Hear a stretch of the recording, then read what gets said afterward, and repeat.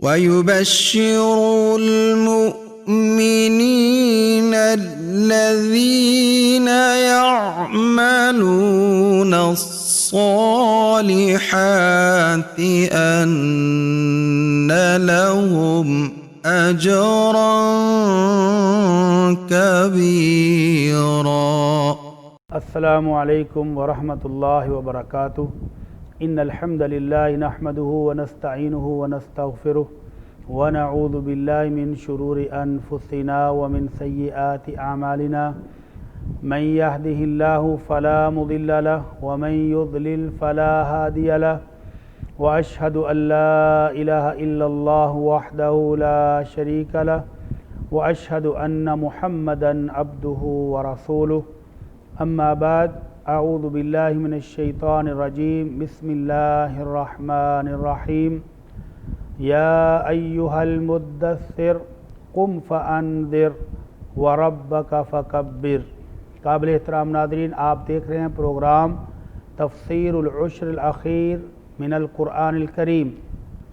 اس programme میں آپ سنتے ہیں قرآن مجید کے آخری 3 پاروں کی تفسیر، ترجمہ اور اہم ترین مسائل. پچھلے درس میں ہم نے سورہ المزمل کی تفسیر پیش کی تھی اور آج ہم سورہ المدثر کی تفسیر پیش کریں گے. سورہ المدثر نزول کے اعتبار سے چوتھی اور تلاوت کے اعتبار سے 74 نمبر کی صورت ہے اور اس کے اندر 56 آیتیں اور 2 رکوع ہیں.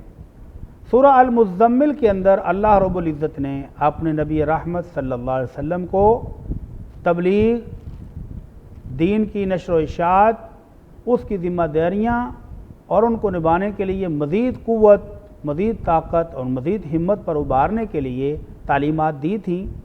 اسی سلسلے کو اللہ رب العزت نے اس صورت میں بھی جاری رکھا ہے اور اللہ کے رسول صلی اللہ علیہ وسلم کو یہ حکم دیا کہ اب اپنے آرام کو اپنی دین کی تبلیغ پر قربان کر دیں.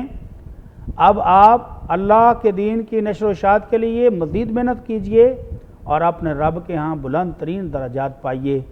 حکم ہوا یا ایھا المدثر، اے کپڑا لپیٹ کر لیٹنے والے، قم فانذر، اب آپ کھڑے ہوں اور اپنی قوم کو، اپنی امت کو ڈرائیے.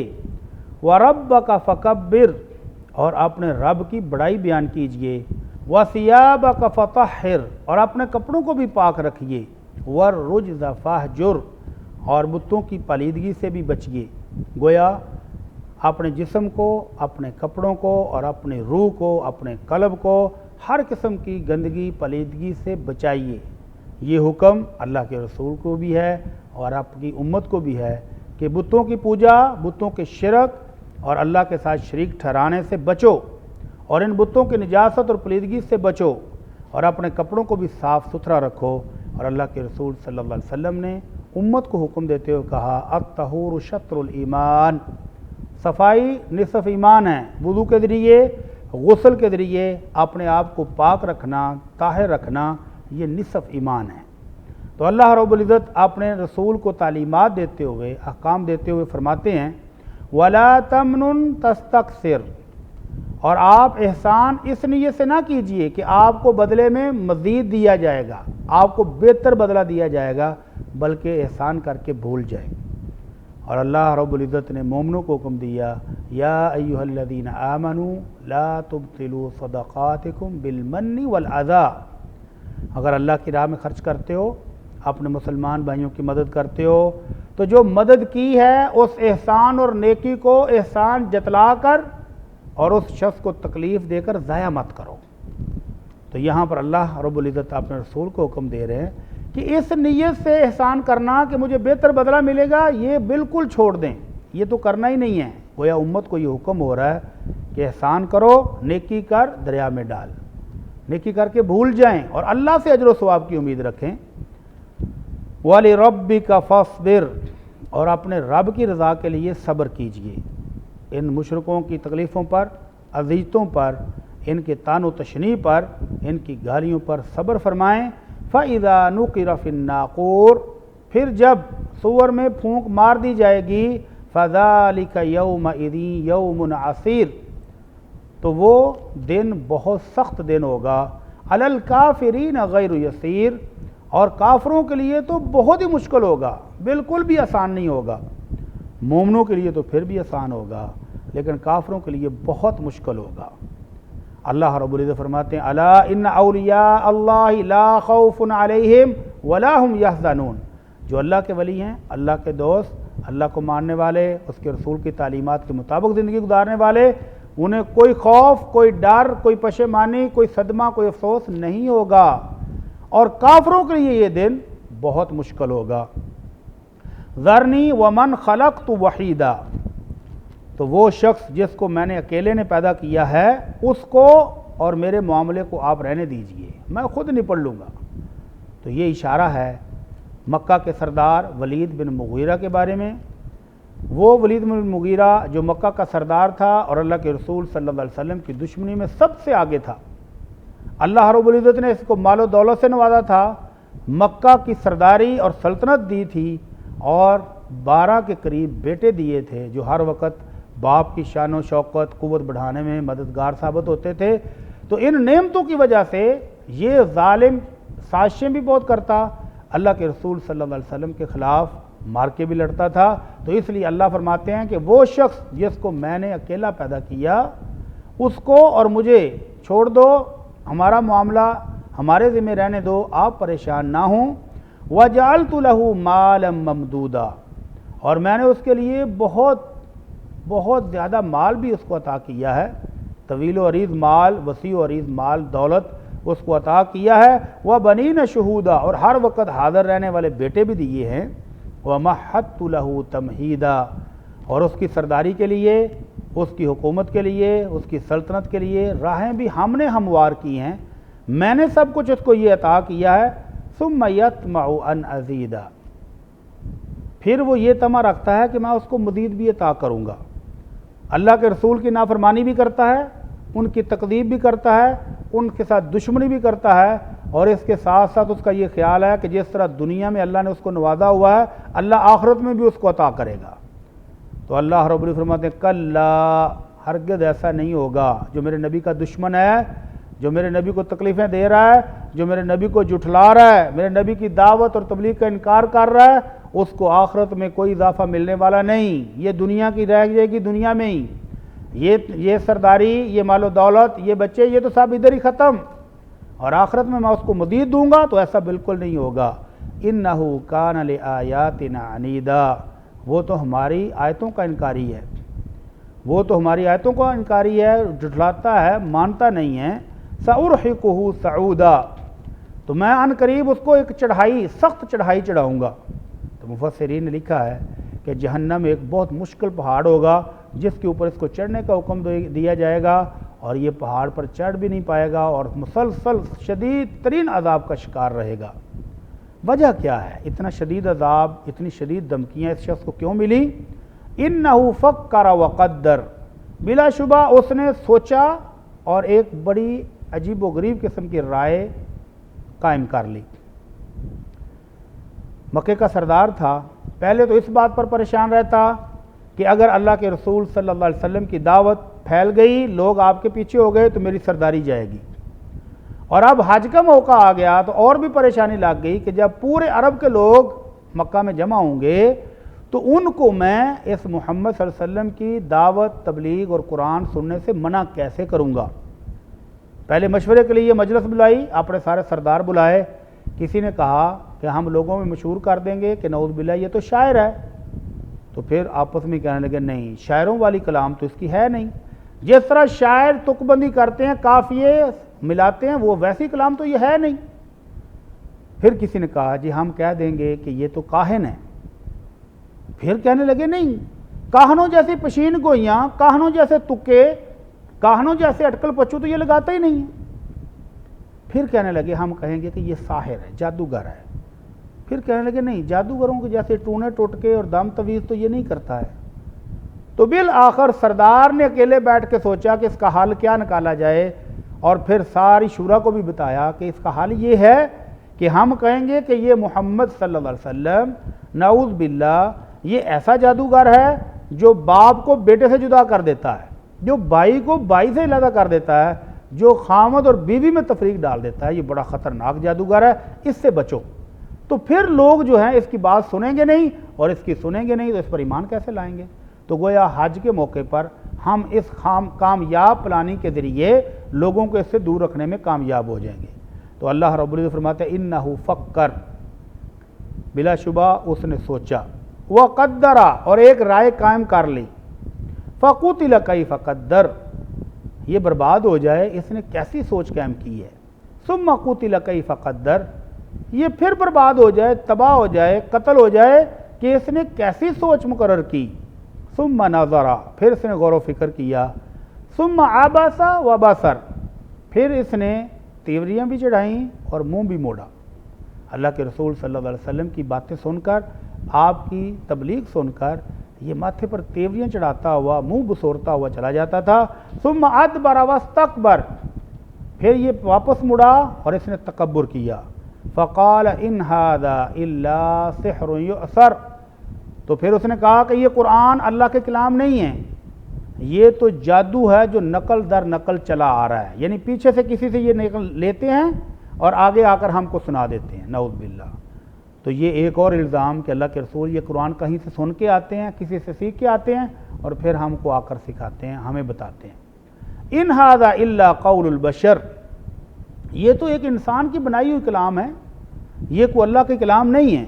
تو اللہ رب العزت فرماتا ہے ان جرائم کی وجہ سے کہ اللہ کے رسول کو جھٹلا رہا ہے، اللہ کے قرآن کو جھٹلا رہا ہے، تکبر کر رہا ہے اور اللہ کے رسول کی توہین کر رہا ہے، اللہ کے رسول کو تکلیفیں دے رہا ہے، ان تمام جرائم کی وجہ سے سأصلیہ سقر، ان قریب ہم اس کو جہنم رسید کر دیں گے۔ وما ادراک ما سقر، اے میرے محبوب آپ کو کیا پتا کہ وہ سقر کیا ہے، وہ جہنم کیا ہے؟ لا تبقی ولا تذر، وہ تو نہ باقی رہنے دے گی اور نہ چھوڑے گی، یعنی ہڈی بھی گلائے گی اور گوشت بھی جلائے گی، کوئی چیز باقی نہیں رہے گی، اور جہنم میں ایسا عذاب ہوگا کہ نہ یہ زندہ ہے نہ یہ مرا ہے، مسلسل عذاب میں شکار ہو جائے گا۔ لواحۃ للبشر، اور وہ تو جلد کو اکھیڑ دینے والی ہے، جلد کو جلسا دینے والی ہے۔ علیہا 19، اور اس پر نگرانی کے لیے 19 فرشتے مقرر ہیں۔ تو اللہ رب العزت کے اس کلام کا بھی انہوں نے مذاق اڑایا، اپنی مجلس میں بیٹھ کر کہتے ہیں لو جی 19 فرشتے ہمارا کیا کر لیں گے، کم از کم 10 بندے مل کے بھی ایک فرشتے کا مقابلہ کریں تو پھر بھی یہ 19 ہم میں سے کتنے لوگوں کا مقابلہ کر سکیں گے۔ اور مکے کا ایک پہلوان شیخی مارنے لگا، کہنے لگا کوئی بات نہیں، ان میں سے 18 کو تو میں ہی پکڑ لوں گا، باقی ایک رہ جائے گا، وہ تم سنبھال لینا۔ تو اس طرح سے اللہ رب العزت کی کلام کا انکار، استہزاء اور مذاق اڑاتے رہے، اور اللہ رب العزت فرماتے ہیں وَمَا جَعَلْنَا أَصْحَابَ النَّارِ إِلَّا مَلَائِكَةً، اور ہم نے جہنم کے دروغے، جہنم کے دربان تو فرشتے ہی مقرر کیے ہیں۔ وَمَا جَعَلْنَا عِدَّتَهُمْ إِلَّا فِتْنَةً لِلَّذِينَ كَفَرُوا، اور پھر یہ کہتے تھے 19 ہی کیوں ہیں، 19 سے زیادہ اور کم کیوں نہیں ہیں، بھلا یہ بھی کوئی گنتی ہے؟ تو اللہ کہتے ہیں کہ ہم نے اس گنتی کو بھی ان کافروں کے لیے آزمائش بنایا ہے، یہ بھی کافروں کا امتحان ہے۔ لِيَسْتَيْقِنَ الَّذِينَ أُوتُوا الْكِتَابَ، تاکہ اہل کتاب جن کو کتاب دی گئی ہے ان کو یقین ہو جائے، وَيَزْدَادَ الَّذِينَ آمَنُوا إِيمَانًا، اور ایمان والوں کے ایمان میں اضافہ ہو جائے، وَلَا يَرْتَابَ الَّذِينَ أُوتُوا الْكِتَابَ وَالْمُؤْمِنُونَ، اور تاکہ جن کو کتاب ملی ہے اہل کتاب اور مومن کسی شک میں نہ رہیں، وَلِيَقُولَ الَّذِينَ فِي قُلُوبِهِم مَرَضٌ، اور تاکہ وہ لوگ جن کے دلوں میں بیماری ہے، شک کی، کفر کی، نفاق کی، شرک کی، جن کے دل بیمار ہیں وہ یہ کہہ دیں، والکافرون، اور کافر بھی کہہ دیں، ماذا اراد اللہ بہذا مثلا، اللہ اس مثال سے کیا چاہتے ہیں، اللہ نے یہ مثال کیوں دی ہے، یعنی کافروں مشرکوں کے لیے اور دل کے بیماروں کے لیے اس کو ماننا مشکل ہو رہا ہے، اور جو اللہ کے ماننے والے مومن ہیں ان کے لیے یہ کوئی مشکل نہیں ہے، اللہ 19 کی تعداد بتائے یا 1900 کی، ان کے لیے تو برابر ہے کہ جو اللہ نے فرما دیا اس کو مان لینا ہے،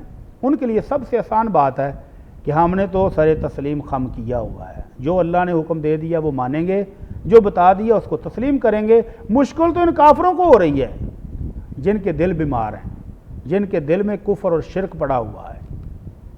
تو اللہ رب العزت فرماتے ہیں کذالک یضل اللہ من یشاء، اسی طرح اللہ جسے چاہتا ہے گمراہ کر دیتا ہے، ویہدی من یشاء، اور جسے چاہتا ہے ہدایت دیتا ہے۔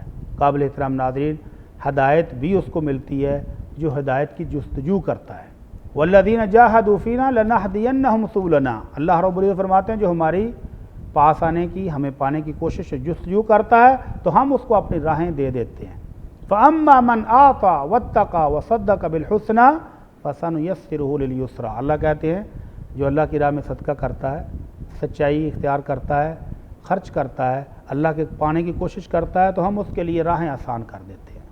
تو ہدایت اس کو ملتی ہے جو ہدایت پانے کی کوشش کرتا ہے، جو چاہتا ہے، اور جو تکبر کر رہا ہو، اکڑ رہا ہو، حق کو مان ہی نہ رہا ہو، اللہ کے رسول کی تکذیب کر رہا ہو، اللہ کے قرآن کو جھٹلا رہا ہو، تو اس کو ہدایت بھی نہیں ملتی ہے۔ وَمَا يَعْلَمُ جُنُودَ رَبِّكَ إِلَّا هُوَ، یہ تو 19 فرشتوں کا مذاق اڑا رہے ہیں، تیرے رب کے لشکر کتنے ہیں، کہاں کہاں ہیں، کون کون سے ہیں، وہ تیرے رب کے سوا کوئی نہیں جانتا ہے۔ وَمَا هِيَ إِلَّا ذِكْرَى لِلْبَشَرِ، اور یہ قرآن تو انسانوں کے لیے ایک ہدایت نامہ ہے، ایک نصیحت ہے۔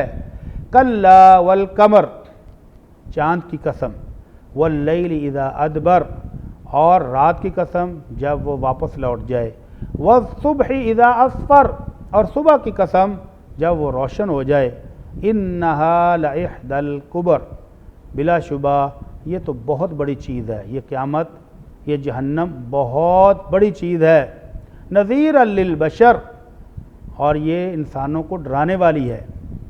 لمن شاء منکم ان یتقدم او یتأخر، جو چاہے تم میں سے وہ آگے بڑھ جائے اور جو چاہتا ہے وہ پیچھے رہ لے۔ کل نفس بما کسبت رہینہ، ہر شخص نے جو کمایا ہے، جو عمل کیے ہیں، وہ ان کے ساتھ گروی ہے۔ اگر نیک عمل ہیں تو چھڑا کے جنت میں لے جائیں گے، اور اگر برے عمل، کفر اور شرک کر رہا ہے، اللہ کے رسول کو جھٹلا رہا ہے، قرآن کو جھٹلا رہا ہے، تو یہ عمل اس کو جہنم رسید کر دیں گے، اللہ کا عذاب اس کو آ جائے گا اور یہ نہیں بچ پائے گا۔ الا اصحاب الیمین، پھر اللہ رب العزت نے خود ہی مستثنیٰ کیا کہ اصحاب الیمین اس سے بچ جائیں گے، جن کے دائیں ہاتھ میں نامہ مال ملے گا، جن کا رزلٹ دائیں ہاتھ میں دیا جائے گا، وہ اس سے بچ جائیں گے۔ فی جنات یتساءلون، اور وہ اللہ کی جنت میں بیٹھے ہوئے ایک دوسرے سے سوال پوچھیں گے، عن المجرمین، ان مجرموں کے بارے میں جن کو وہ جانتے ہوں گے کہ وہ ہمارے دنیا میں دوست ہوتے تھے، وہ جو بڑے بڑے چودھری آخرت کو جھٹلاتے تھے، جہنم کو جھٹلاتے تھے، وہ آج کدھر ہیں؟ نظر کیوں نہیں آتے؟ وہ کہاں ہیں؟ اور پھر جب دیکھیں گے تو ان کو جہنم میں گرا ہوا عذاب کا شکار پائیں گے، تو پھر ان سے پوچھیں گے ما سلککم فی سقر، تم کو جہنم میں کس نے پہنچا دیا؟ قالوا لم نک من المصلین، تو پہلا جرم، قابل احترام ناظرین غور فرمائیے کہ اہل جہنم میں جلتے ہوئے عذاب کا شکار اپنا پہلا جرم جس کا اقرار کریں گے وہ کہیں گے لم نکو من المصلین، کہیں گے کہ ہم نماز نہیں پڑھتے تھے۔ وَلَمْ نَكُ نُطْعِمُ الْمِسْكِينَ، دوسرا جرم اپنا یہ بتائیں گے کہ وہ مسکینوں کو کھانا نہیں کھلاتے تھے۔ پہلا جرم کہ نماز نہیں پڑھتے، وہ نماز جو اللہ کے رسول صلی اللہ علیہ وسلم کو معراج کی رات تحفے میں دی گئی، اور 5 نمازیں مسلمان پر دن اور رات میں فرض کی گئیں، اور آج کا مسلمان صرف جمعے کی نماز پڑھے، صرف عید کی نماز پڑھے اور اپنے آپ کو جنت کا ٹھیکیدار بھی سمجھے، تو یہ بہت بڑی غلط فہمی ہے۔ اس صورت کی روشنی میں، ان آیات کی روشنی میں جان لیں کہ مجرم اپنا پہلا جرم یہ بتا رہا ہے کہ ہم نماز نہیں پڑھتے تھے۔ تو نماز پڑھنے کا مطلب یہ نہیں کہ کبھی کبھار ایک پڑھ لی، جب جی چاہا پڑھ لی اور جب جی چاہا چھوڑ دی، تو یہ نماز پڑھنا نہیں ہے۔ اللہ کا حکم ہے اقیم الصلاۃ، نمازوں کو قائم کرو، پوری پڑھو، وقت پر پڑھو، جماعت کے ساتھ پڑھو، اہتمام کے ساتھ پڑھو، اور اگر کبھی کبھار پڑھی ہے تو یہ نماز پڑھنا نہیں ہے، اور یہ وہ جرم ہے جو جہنم میں رسید کر دے گا۔ اور دوسرا جرم یہ مسکینوں کو کھانا نہیں کھلاتے تھے۔ قابل احترام ناظرین، اللہ رب العزت کے رسول صلی اللہ علیہ وسلم فرماتے ہیں کہ قیامت کے روز اللہ رب العزت اپنے ایک بندے سے پوچھیں گے میرے بندے میں بھوکا تھا، تم نے مجھے کھانا نہیں کھلایا، میں نے کھانا مانگا تم نے کھانا نہیں دیا۔ تو بندہ حیران ہو کر کرے گا اللہ تو شہنشاہ، تو رب العالمین ہے، میں تجھے کھانا کیسے کھلاتا؟ تو اللہ فرمائیں گے میرا فلاں بندہ بھوکا تھا، اگر تو اس کو کھانا کھلا دیتا تو آج اس کا اجر میرے پاس سے لے لیتا۔ تو کھانا کھلانا اسلام کی بہترین خوبیوں میں سے خوبی ہے۔ اللہ کے رسول صلی اللہ علیہ وسلم سے پوچھا گیا، اللہ کے رسول ای الاسلام افضل، ای الاسلام خیر، اسلام کی کون سی بہترین خوبی ہے، اسلام کی افضل ترین خصلت کون سی ہے؟ تو آپ نے فرمایا ان تطعم الطعام وتقرأ السلام علی من عرفت ومن لم تعرف، بھوکوں کو کھانا کھلانا، ہر جاننے والے اور نہ جاننے والے، جس کے ساتھ جان پہچان ہے اور جس کو آپ نہیں جانتے، سب کو سلام کرنا، یہ اسلام کی بہترین خوبی ہے۔ وَكُنَّا نَخُوضُ مَعَ الْخَائِضِينَ، جہنم رسید ہونے والے مجرم اپنا تیسرا جرم، اپنی تیسری برائی بتائیں گے، وَكُنَّا نَخُوضُ مَعَ الْخَائِضِينَ، ہم گپ شپ لگانے والوں کے ساتھ گپیں مارتے تھے، ہم کھیل کود کرنے والوں کے ساتھ شغل میں شمار ہو جاتے تھے، شامل ہو جاتے تھے۔ ہم اللہ کی عبادت کرنے کی بجائے، اللہ کا ذکر کرنے کی بجائے فضول اور بیکار کاموں میں مشغول رہتے تھے۔ تو قابل احترام ناظرین، دیکھ لیں کہیں آپ کا وقت بھی فضول کاموں میں تو صرف نہیں ہو رہا، کہیں آپ کے ارد گرد بھی آپ کے ایسے دوست تو نہیں ہیں جو اللہ کی عبادت سے آپ کو روک رہے ہیں اور بیہودہ اور لغو قسم کی مشغولیات میں آپ کا وقت ضائع کر رہے ہیں۔ وَكُنَّا نُكَذِّبُ بِيَوْمِ الدِّينِ، چوتھا جرم یہ ہے کہ ہم قیامت کو نہیں مانتے تھے، جزا کے دن کو نہیں مانتے تھے۔ ہم کہتے تھے بس یہی دنیا ہے، 4 دن کی زندگی ہے، موج ملا کر لیں، کھا پی لیں، آخرت کس نے دیکھی ہے، کون سی قیامت، کب آئے گی، کیسے آئے گی، اس طرح کے فضول سوالوں کے ساتھ ہم انکار کیا کرتے تھے، اور آج ہم نے سب کچھ دیکھ لیا ہے کہ یہ جزا کا دن ہے۔ حتیٰ اتانا الیقین، حتیٰ کہ ہمیں موت آ گئی۔ تو موت آتے ہی آنکھیں کھل جائیں گی جب فرشتے قبر میں اٹھا کر پوچھیں گے من ربک، کس اللہ کو مانتے ہو، من نبیک، کس نبی کو مانتے ہو، وما دینک، کس دین کے مطابق زندگی گزار کے آئے ہو۔ تو وہیں پر پتہ چل جانا ہے کہ قیامت کا دن ہے، حساب کتاب ہونا ہے، نیکوں کو اجر اور بروں کو سزا ہونی ہے۔ فما تنفعهم شفاعت الشافعین، تو اللہ رب العزت فرماتے ہیں ان جرائم کا اقرار کرنے والوں کو سفارش کرنے والوں کی سفارش بھی فائدہ نہیں دے گی۔ فما لهم عن التذکرۃ معرضین، تو ان کو کیا ہے کہ یہ اس نصیحت سے منہ موڑ رہے ہیں۔ تو اللہ رب العزت یہ سارا تذکرہ کرنے کے بعد پھر پوچھتے ہیں اہل مکہ سے کہ کیا ہوا، یہ نصیحت سننے کے بعد عمل کرنے کے بجائے آپ پھر منہ موڑ رہے ہو، پھر بھاگ رہے ہو، پھر فرار ہو رہے ہو۔ اب تو تمہیں نصیحت پکڑنی چاہیے، اب تو تمہیں اللہ کے رسول کی بات ماننی چاہیے، اس قرآن پر عمل کرنا چاہیے، لیکن تم بھاگ رہے ہو۔ کأنہم حمر مستنفرہ، ایسے لگتا ہے کہ یہ لوگ بدکے ہوئے گدھوں کی طرح ہیں۔ کون سے گدھے؟ فرت من قسورہ، جو شیر کو دیکھ کر بھاگ رہے ہو، شیر کو دیکھ کر بدک کر دڑکی لگانا جیسے گدھے بھاگ جاتے ہیں، ان گدھوں کی طرح یہ انسان کیوں بھاگ رہے ہیں؟ بل یرید کل امرئ منہم ان یؤتی صحفا منشرہ، بلکہ ان میں سے ہر شخص تو یہ چاہتا ہے کہ اس کو ایک کھلی کتاب ملے۔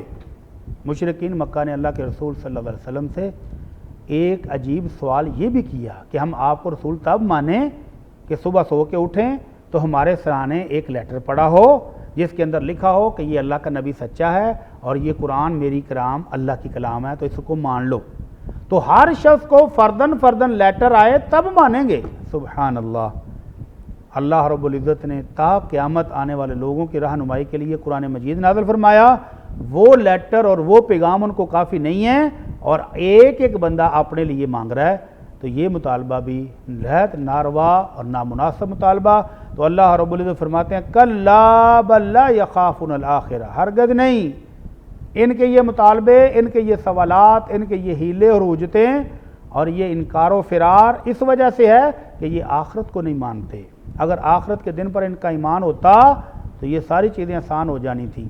کلا انہ تذکرہ، ہرگز نہیں، کسی کو بھی علیحدہ لیٹر نہیں ملے گا، یہی قرآن نصیحت ہے۔ فمن شاء ذکرہ، تو جو شخص چاہے اس قرآن سے نصیحت پکڑ لے۔ وما یذکرون الا ان یشاء اللہ، اور نہیں وہ نصیحت پکڑیں گے مگر جو اللہ چاہے، جس کو اللہ چاہے گا وہ اس سے نصیحت پکڑے گا، وہ سیدھی راہ اختیار کرے گا، وہ سیدھے راستے پر چلے گا۔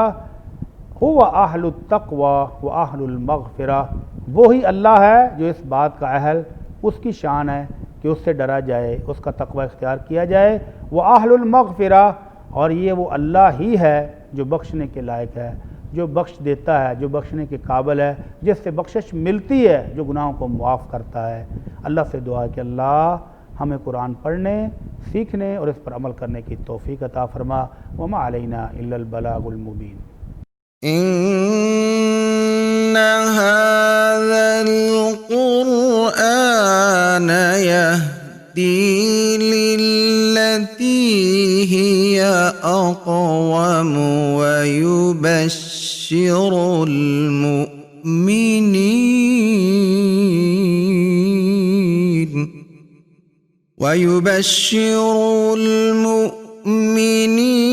الذين يعملون الصالحات